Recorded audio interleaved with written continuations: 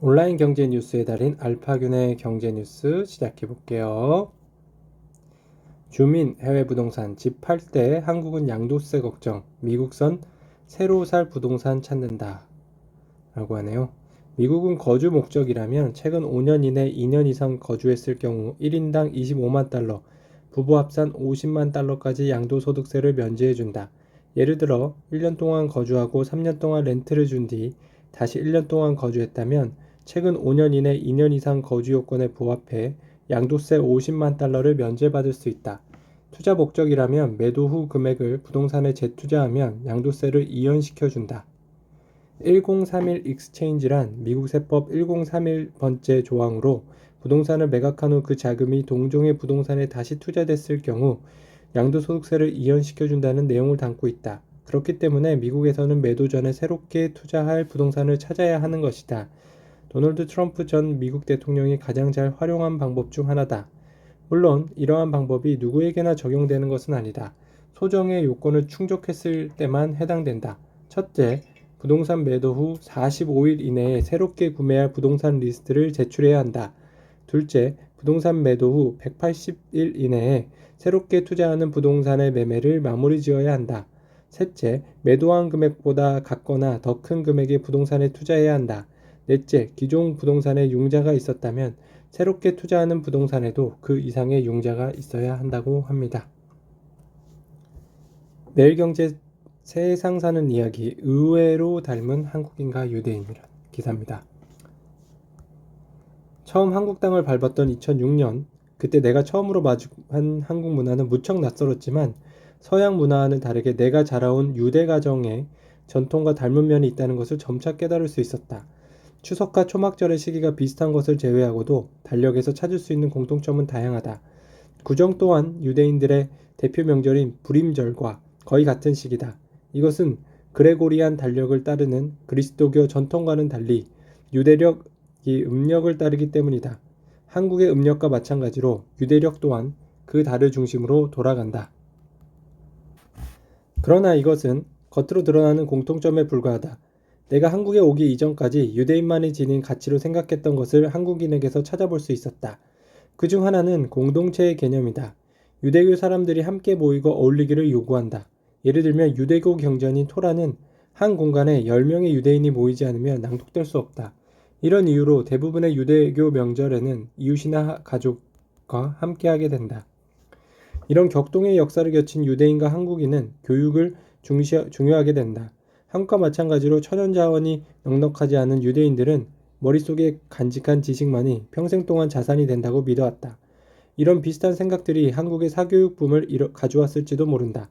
그러나 가장 큰 공통점은 앞서 언급한 것보다 훨씬 추상적인 개념에 있다. 영어를 포함한 유럽권의 언어를 쓰는 사람들에게 정의란 단어를 설명할 수 있을까? 영어에는 이와 동등한 개념을 가진 단어가 없다. 왜냐하면 그와 동등한 감정이 존재하지 않기 때문이다. 그러나 히브리어에는 유사한 개념이 있다. 라하마누트라는 단어에는 타인이나 동물이 느끼는 고통을 마치 배에서 나온 형제 자매의 일처럼 공감하고 함께 아파하는 감정이다. 만약 어려움을 겪는 주체가 유대인이라면 그 감정의 기폭은 더욱 깊어진다. 2주에 새 책 나왔는데요. 초보자를 위한 투자의 정석 우석 지었고요. 부의 인문학으로 부자가 되는 철학을 알려준다. 화려한 쇼도 없고 혁혁한 공도 없지만 이기는 장수가 되는 법을 알려준다. 네이버 카페 부동산 스터디에서 활동하는 저자의 시선이 주식으로 이동했다고 하네요.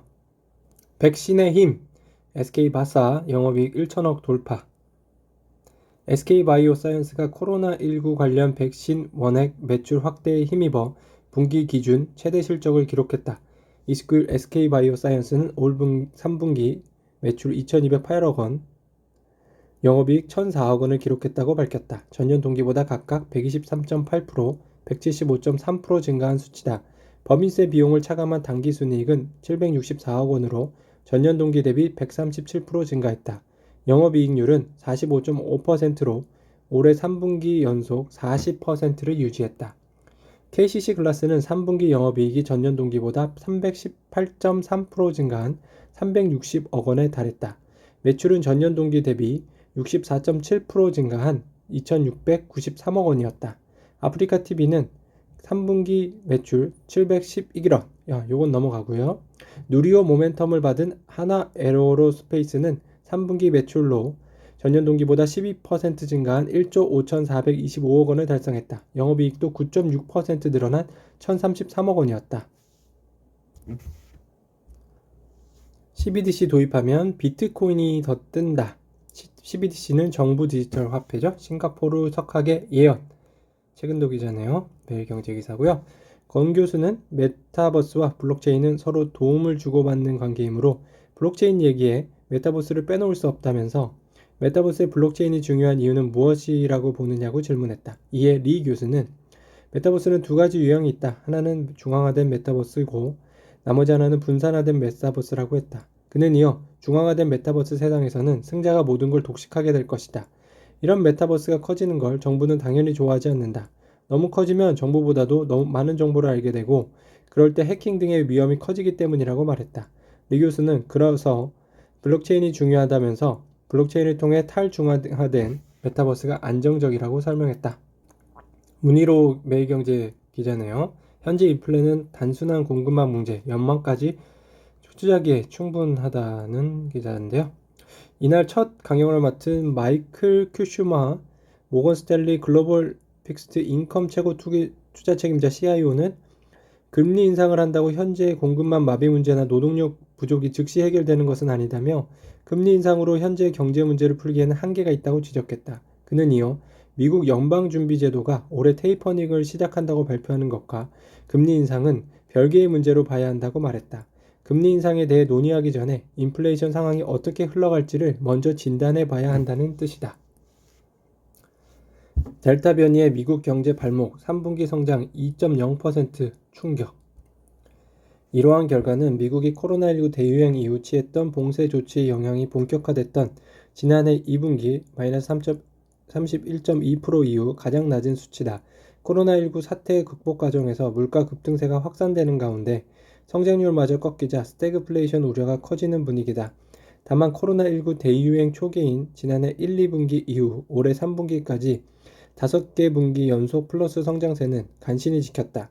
이처럼 저조한 3분기 GDP 성장률은 올해 중반 맹위를 떨쳤던 델타 변이 바이러스가 끈질기게 미국 경제 회복을 방해한 결과로 해석된다. 이날 워싱턴 포스트는 널리 보급된 백신이 카을에 접어들면서 경제 회복세를 높이는 데 도움이 되기를 바랬지만 델타 변이 급증이 회복을 가로막았다고 분석했다. 매일경제 전지현 기자네요. 미술 시장에 찬물 끼얹지 마라. 경매에서 30억 원대 작품을 낙찰받은 한 기업인은 세무조사 끝에 탈세 혐의로 250억 원을 추징당하는 곤욕을 치르기로 했다.